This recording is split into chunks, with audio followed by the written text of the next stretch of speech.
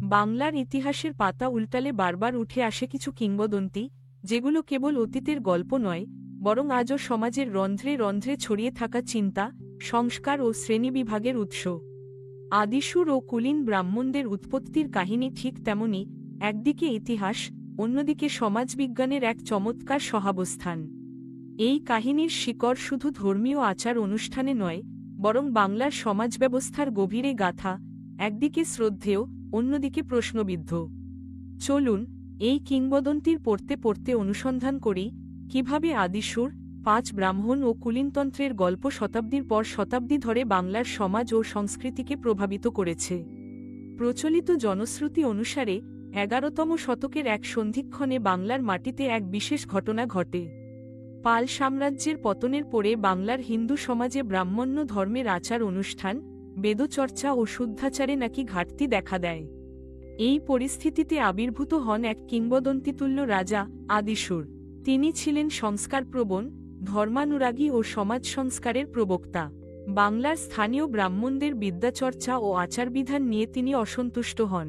তাই সমাজ সংস্কার ও ধর্মীয় বিশুদ্ধতার উদ্দেশ্যে আদিসুর কনৌজ, আজকের উত্তরপ্রদেশের এক খ্যাতনামা বিদ্যাকেন্দ্র, থেকে 5 জন পণ্ডিত ব্রাহ্মণ ও তাদের পরিবার পরিজনকে বাংলায় আমন্ত্রণ জানান। বলা হয়, এই 5 ব্রাহ্মণই পরবর্তীকালে কুলীন ব্রাহ্মণ নামে পরিচিতি লাভ করেন। কুল মানে উচ্চ বংশ, আর কুলীন মানে সেই শ্রেষ্ঠ বংশজাত। এভাবেই শুরু হয় এক নতুন সামাজিক অধ্যায়ের। এই 5 ব্রাহ্মণ ও তাদের বংশধরগণ সমাজে এক অদ্বিতীয় মর্যাদা লাভ করেন।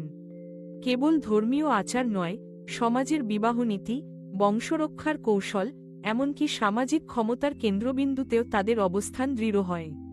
কুলীন ব্রাহ্মণদের জন্য নির্ধারিত হয় কঠোর বৈবাহিক বিধি। তারা কেবল কুলীন ব্রাহ্মণদের সঙ্গেই বৈবাহিক সম্পর্ক গঠন করতে পারেন। এই নিয়ম শুধু বংশের বিশুদ্ধতা নয়, সমাজে একটি শ্রেণী বিভাজনেরও সূচনা করে। ধীরে ধীরে কুলীন ব্রাহ্মণ অর্থ হয়ে দাঁড়ায় শুদ্ধ, শ্রেষ্ঠ, সামাজিকভাবে উচ্চতম। তবে এই কিংবদন্তি নিয়ে আছে অসংখ্য প্রশ্ন। ইতিহাসবিদরা যখন প্রাচীন দলিল, শিলালিপি, পরিবার জীবনী ও অন্যান্য প্রামাণ্য দলিল ঘেঁটে দেখেন, তখন এই কাহিনীর ঐতিহাসিক ভিত্তি দুর্বল বলে মনে হয়। সৈয়দ আমির আলী, ডি.সি. সরকার, সৈয়দন্তনী পালসহ বহু গবেষক মনে করেন, এই গল্প আসলে ইতিহাস নয়, বরং সমাজের আত্মপ্রতিষ্ঠার এক কৌশল। বাংলার ব্রাহ্মণগণ পশ্চিম ভারতের শিক্ষিত, বিদ্বান এবং উচ্চবংশীয় ব্রাহ্মণদের সঙ্গে নিজেদের যোগসূত্র স্থাপনের মাধ্যমে নিজেদের মর্যাদা বাড়াতে চেয়েছিলেন। এই বাসনা থেকেই জন্ম নিয়েছে আদিসুর ও কুলীন ব্রাহ্মণের কিংবদন্তি। কিন্তু কেন এমন একটি গল্প তৈরি হল?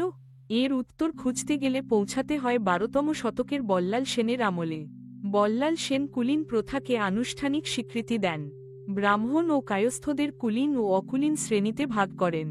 সমাজে শুদ্ধতা, বংশরক্ষা ও শ্রেষ্ঠত্বের নামে কঠোর বৈবাহিক নিয়ম চালু হয়।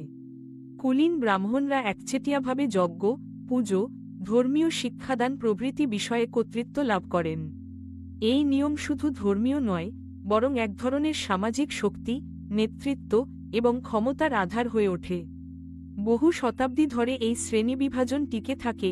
এর ফলে সমাজে জন্ম নেয় বৈবাহিক সংকট, সামাজিক দূরত্ব এবং নানা বিভাজন।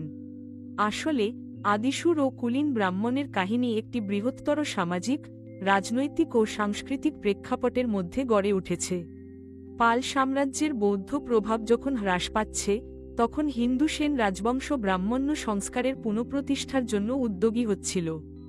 এই সময় কনৌজের মতো বিদ্যাকেন্দ্র থেকে ব্রাহ্মণদের বাংলায় নিয়ে আসার গল্প রাজনৈতিকভাবেও অত্যন্ত সুবিধাজনক ছিল। এতে একদিকে রাজা তার পৃষ্ঠপোষকতা এবং ধর্মানুরাগ প্রতিষ্ঠা করতে পারতেন, অন্যদিকে ব্রাহ্মণদেরও সমাজে উচ্চতর মর্যাদা লাভের পথ সুগম হতো। কিংবদন্তির উৎস খুঁজতে গেলে দেখা যায়, এই কাহিনীর শিকড় মূলত লোককথা, পারিবারিক কুলপঞ্জি ও কিছু ধর্মীয় পুরাণ গ্রন্থে। এগুলোর অধিকাংশই ঘটনার অনেক পরে রচিত, প্রধানত নিজেদের শ্রেষ্ঠত্ব প্রতিষ্ঠার লক্ষ্যে। সেই কারণে আজ ঐতিহাসিক দৃষ্টিকোণ থেকে একে নিছক সত্য ঘটনা বলে মেনে নেওয়া যায় না। বরং এটি একটি সামাজিক অস্তিত্ব প্রতিষ্ঠার কৌশল, যার মাধ্যমে একটি গোষ্ঠী নিজেদের উচ্চতা, বিশুদ্ধতা এবং শ্রেষ্ঠত্ব প্রতিষ্ঠা করেছে। এই কিংবদন্তি আমাদের শেখায়, ইতিহাস কেবল দলিলপত্রের বিষয় নয়, মানুষের কল্পনা, শ্রেণীচেতনা এবং সামাজিক প্রয়োজনের ফসলও বটে। সমাজকে সংগঠিত ও নিয়ন্ত্রিত করার জন্য প্রায়শই তৈরি হয় এমন গল্প, এমন ঐতিহ্য, যেগুলো দীর্ঘদিন ধরে প্রজন্মের পর প্রজন্মে বয়ে চলে। আদিসুরের গল্পও ঠিক তেমন, একদিকে সমাজে শ্রেণীবিভাগ, অন্যদিকে বংশরক্ষার সংকল্প, আর তারই সঙ্গে ধর্মীয় আচার অনুষ্ঠানের পুনরুজ্জীবন। তবে এই গল্পের পেছনের সামাজিক বাস্তবতা আরও গভীর। কুলীনতন্ত্রের ফলে বহু পরিবারকে কঠোর বৈবাহিক বিধির মধ্যে আবদ্ধ থাকতে হয়েছে। একজন কুলীন ব্রাহ্মণ কেবল কুলীন ব্রাহ্মণীর সঙ্গেই বিবাহবন্ধনে আবদ্ধ হতে পারবেন। এই নিয়মের ফলে জন্ম নিয়েছে বহু সামাজিক সংকট, এমনকি নারীর প্রতি অবিচার, বহু বিবাহ এবং সমাজে এক ধরনের দূরত্ব।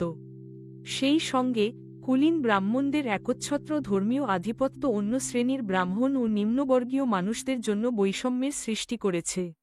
অতএব আদিসুর ও কুলীন ব্রাহ্মণের কিংবদন্তি কেবল অতীতের গল্প নয়, বরং আজও আমাদের সমাজ ও চিন্তায় তার রেশ বর্তমান।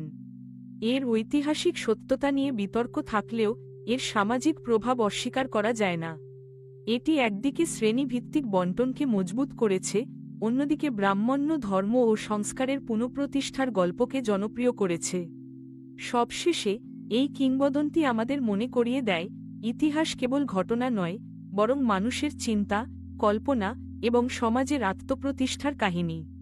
আদিসুরের গল্পকে নিছক মিথ বলে উড়িয়ে না দিয়ে এর মাধ্যমে সমাজ ও সংস্কৃতির বিবর্তনের ইতিহাস অনুধাবন করাই প্রকৃত ইতিহাসচর্চার লক্ষ্য।